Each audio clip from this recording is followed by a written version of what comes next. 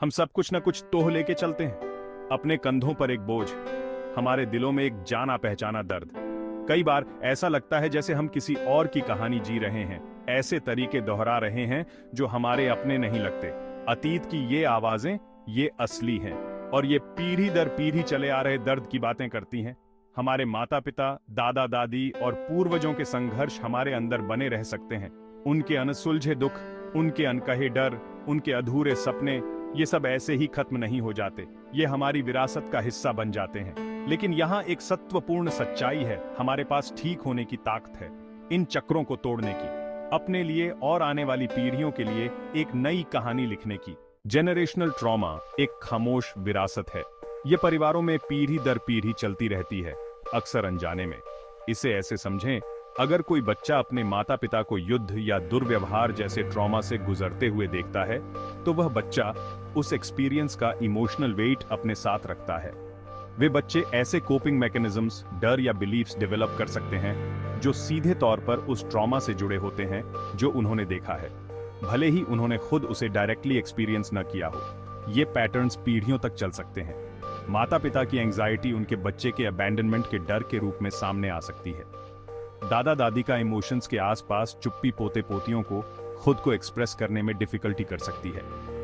Generational trauma हमारे relationships, हमारे careers, हमारे मेंटल हेल्थ और हमारे ओवरऑल वेलबीइंग में दिखाई दे सकता है। यह एक अदृश्य धागे की तरह है जो हमें हमारे पूर्वजों के दर्द से जोड़ता है। तो हम इन साइकिल्स से कैसे मुक्त हों? हम उन वाउंड्स को कैसे हील करें जो शुरू से ही हमारे थे ही नहीं? यहीं पर इनर चाइल्ड वर्क काम आता है। अपने आप के एक छोटे वर्जन की कल्पना करें जो वंडर, इनोसेंस और जॉय से भरा हुआ है। ये आपका इनर चाइल्ड है, और उस बच्चे के भीतर जेनरेशनल हीलिंग को अनलॉक करने की कीज मौजूद है। इनर चाइल्ड वर्क खुद के उस यंगर वर्जन के साथ फिर से कनेक्ट करने के बारे में है। ये उन वेज को पहचानने के बारे में है जिसमें पास्ट एक्सपीरियंसेस, खासकर हमारे बचपन के, ने हमें आज हम जो हैं उसे आकार दिया है। ये खुद के उन हिस्सों को कंपैशन, अंडरस्टैंडिंग और प्यार देने के बारे में है जो अभी भी दर्द में हैं। एम्ब्रेसिंग द शैडोज, अपने हिडन सेल्व्स को अनमास्क करना। शैडो वर्क इस जर्नी का एक एसेंशियल पार्ट है।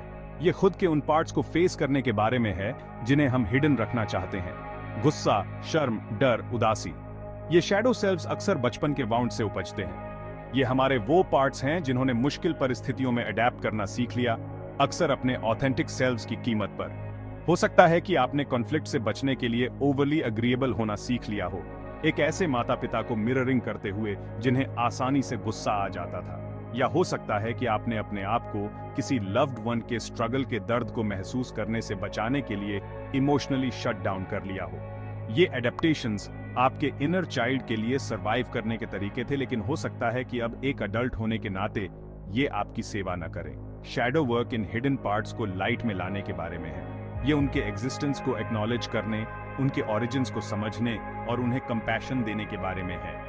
ये खुद के इन पार्ट्स को जज करने के बारे में नहीं है, बल्कि उन्हें हमारे होल बीइंग में इंटीग्रेट करने के बारे में है। A ripple effect of healing, पूर्वजों से लेकर आने वाली पीढ़ियों तक। यहाँ इनर चाइल्ड वर्क के बारे में ब्यूटीफुल बात है।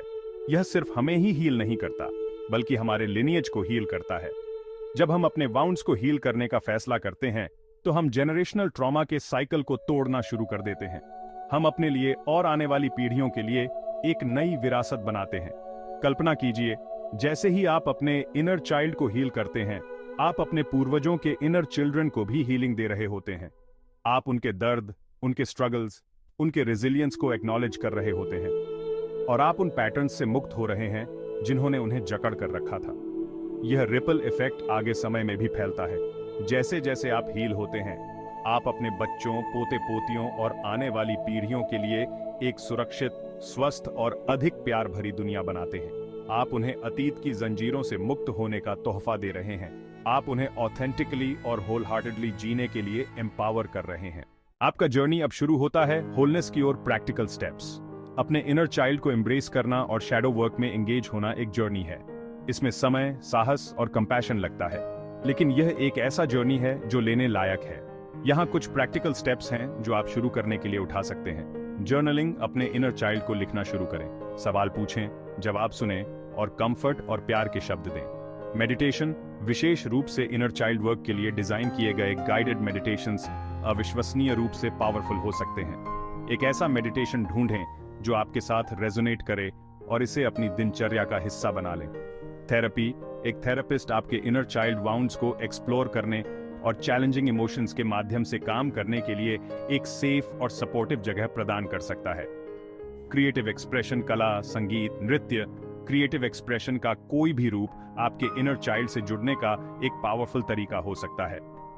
अपने इंट्यूशन को आपका मार्गदर्शन करने दें। याद रखें, हीलिंग एक प्रोसेस है, डेस्टिनेशन नहीं। खुद के साथ धैर्य रखें, अपनी प्रोग्रेस का जश्न मनाएं और जान लें कि आप प्यार, हीलिंग और होलनेस के लायक हैं। आपके इनर चाइल्ड को हील करने की दिशा में आपका जर्नी खुद के लिए, आपके पूर्वजों के लिए और आने वाली पीढ़ियों के लिए एक तोहफा है। यह हील होने, ग्रो होने और एक उज्जवल भविष्य बनाने के लिए ह्यूमन स्पिरिट की पावर का प्रमाण है।